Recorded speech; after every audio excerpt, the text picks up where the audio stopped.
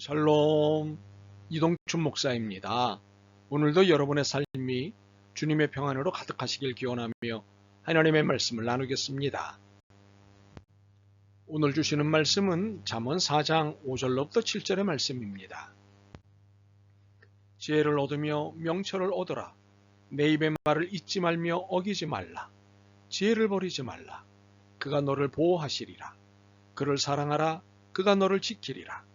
지혜가 제일이니 지혜를 얻어라. 내가 얻은 모든 것을 가지고 명철을 얻을지니라. 아멘.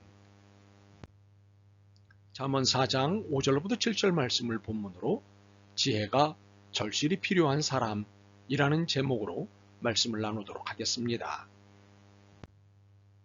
오늘날은 정보를 다스리고 재창조해내는 지식이 세상을 지배하고 있습니다. 물론 많은 양의 일을 쉽고 빠르게 처리할 수 있는 디지털 시대의 지식이지만 이것은 몇 가지 그릇된 생각을 가지고 있습니다. 첫째, 지식이 자신의 한계를 인정하지 않는다는 사실입니다. 지식의 무한함을 전제로 각양의 상상을 동원합니다. 결국 지식은 겁 없이 하나님의 영역을 넘나들고 있습니다. 인류의 복리를 증진시킨다는 것을 빌미로 넘나드는 유전자 조작 프로젝트가 그중 하나입니다. 이들은 미래를 생각한다고 하지만 현재의 지적 유희에 빠져 있습니다. 물론 미래를 생각하고 있을 수도 있습니다만 하나님의 창조 질서를 파괴했다는 것을 부인할 수 없습니다. 창조 파괴의 기형적 현상이 나타나는 결과가 이것을 증명합니다.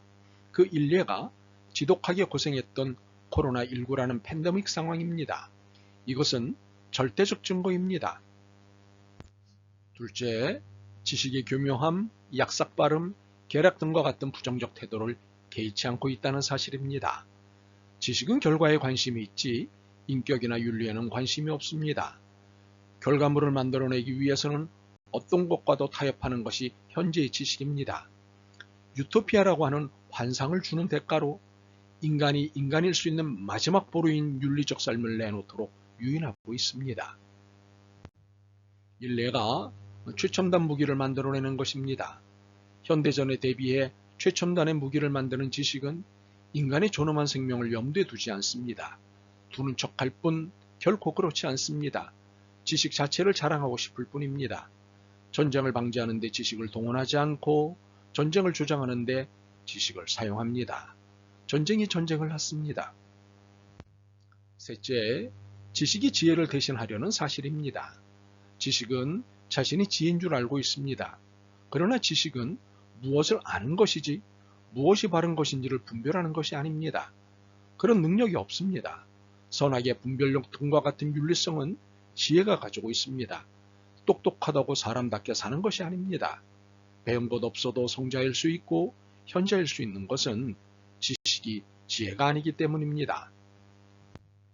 그러므로 오늘의 지식사회를 살고 있는 우리는 지혜를 배워야 합니다.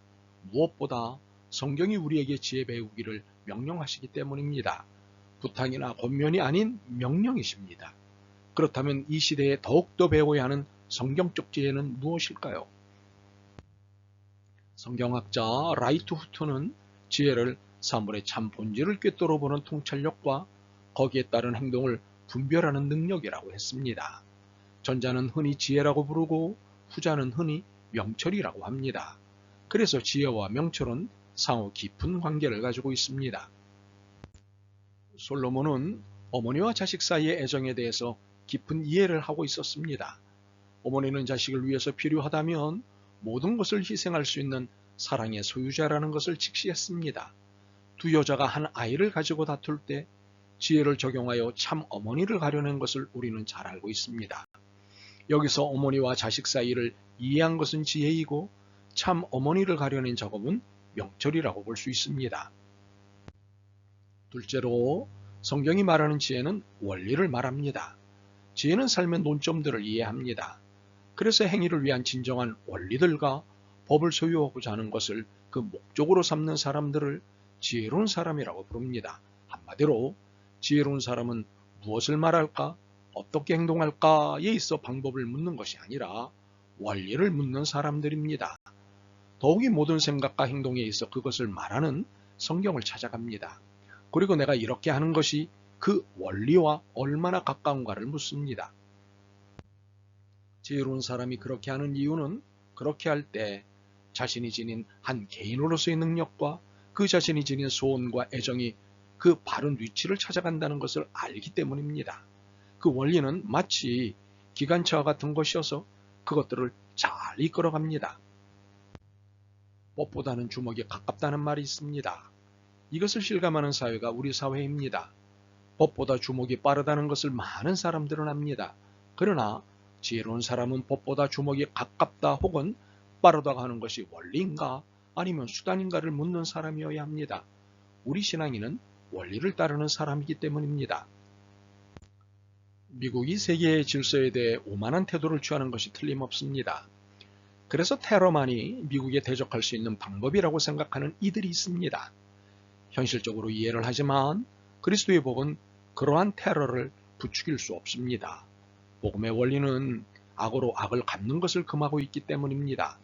악이 악의 문제를 결코 해결할 수 없기 때문입니다. 셋째로 성경이 말하는 지혜는 물고기 잡는 기술을 의미합니다. 이미 되어 있는 것을 취하는 것이 아니라 될 것을 알아보고 그것을 만드는 것입니다. 어떤 사람이 세상을 떠나게 되었습니다. 이 사람에게는 사랑하는 아들이 하나 있었는데 아버지가 세상을 떠날 즈음에 공부를 하느라고 먼 곳에 가 있었습니다.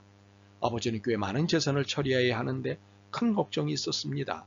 집안의 종들 가운데 가장 오래된 종이 교활하고 욕심이 많았습니다. 아들에게 유산을 물려주어야 하겠는데 아들을 불러올 시간이 없었습니다. 아들에게 재산을 물려준다고 유서를 남겨도 간교한 종이 위조할 것이 뻔했습니다. 그는 도심 끝에 이렇게 유언을 남겼습니다. 내 모든 재산을 이 집안에서 가장 오래된 종에게 물려주어 마음대로 처리하도록 한다.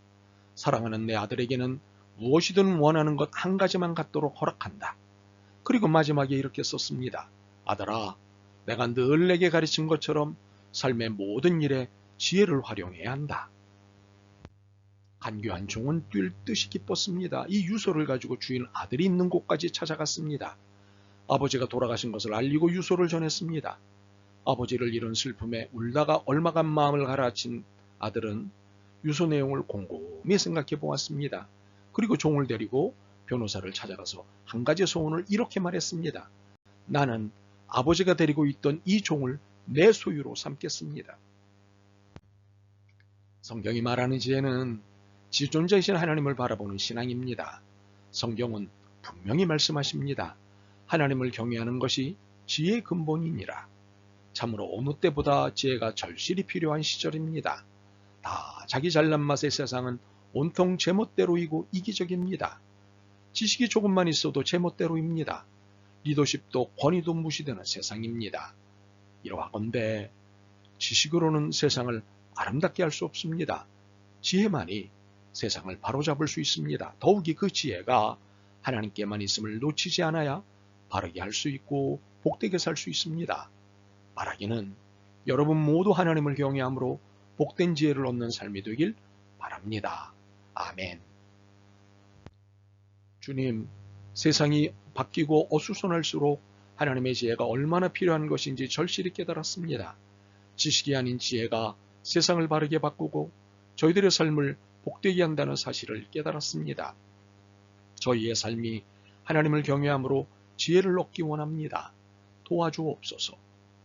예수 그리스도의 이름으로 기도드립니다. 아멘. 오늘도 여러분의 믿음과 삶을 응원합니다. 사랑합니다.